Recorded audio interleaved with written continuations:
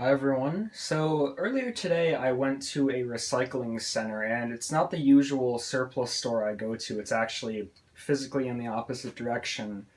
And I found some pretty cool things. It's only four larger items. It's not like power supplies or drives or whatever like I usually pick up. It's three one-use servers and a pretty nice ATX case.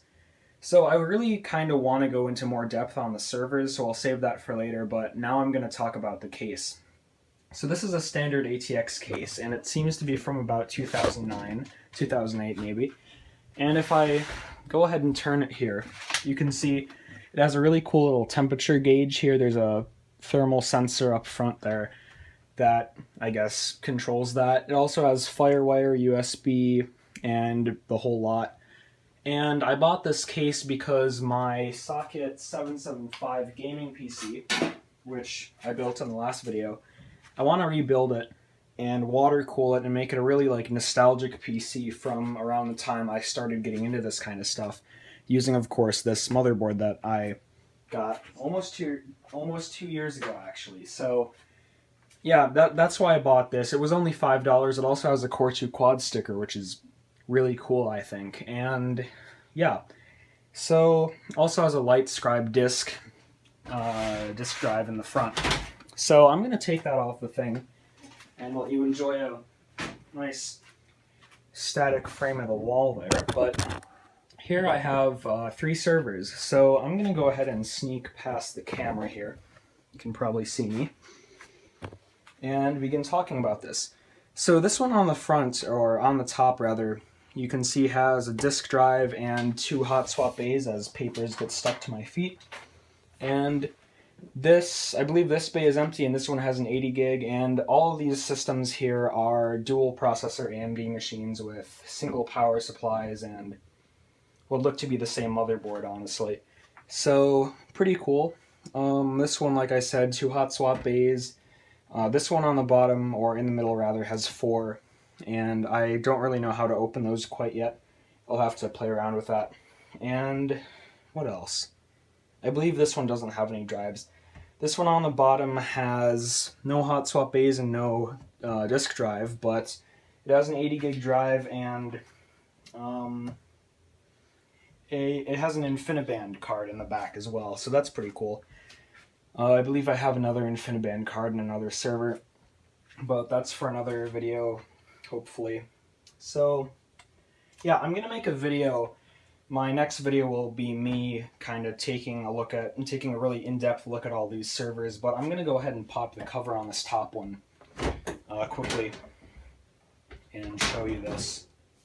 So, these are actually pretty neat little servers here. They're not as long as like a PowerEdge or something would be, but they have the same fans as my Xserve, so easy replacement of those. You can see dual AMD processors and 4 gigs of DDR per each system, I believe. And actually, both the top and bottom server have InfiniBand cards. Just realized that, so that's cool. As more papers get stuck to my feet, because there are a lot of papers on the floor in this room. So, yeah, one last thing I wanted to talk about. These motherboards in here, I believe are SSI CEB, don't quote me on that.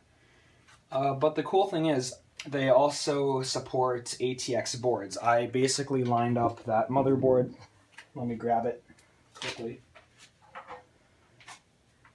I'm gonna try and not step on any more papers, because that's annoying.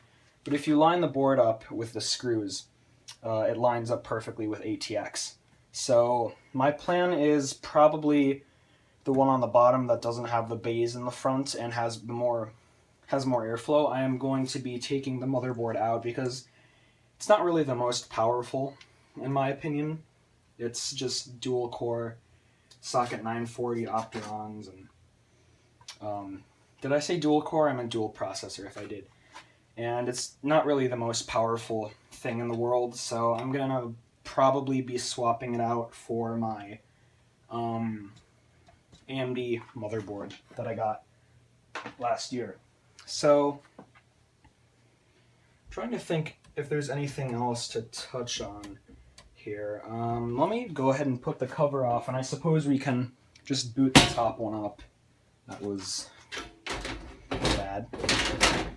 Just nailed the bench with my thing. So I'm going to turn, actually I don't need to turn that off, that's fine.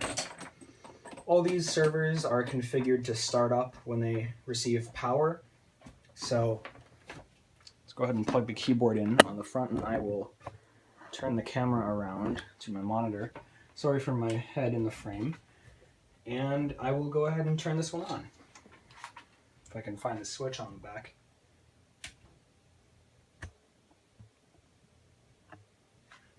Okay, I guess I do have to hit the power button.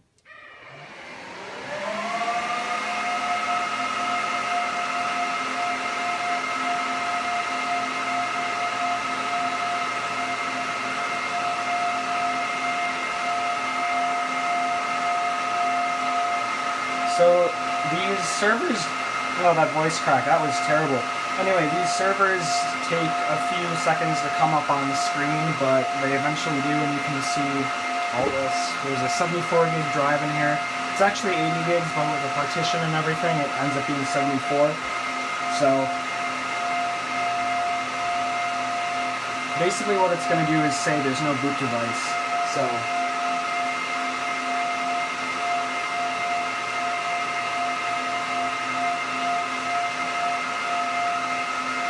yeah, so it does this twice or so because of the dual necks in here. I'll talk more about that in the server video, but yeah, so I'll go ahead and shut it off as well.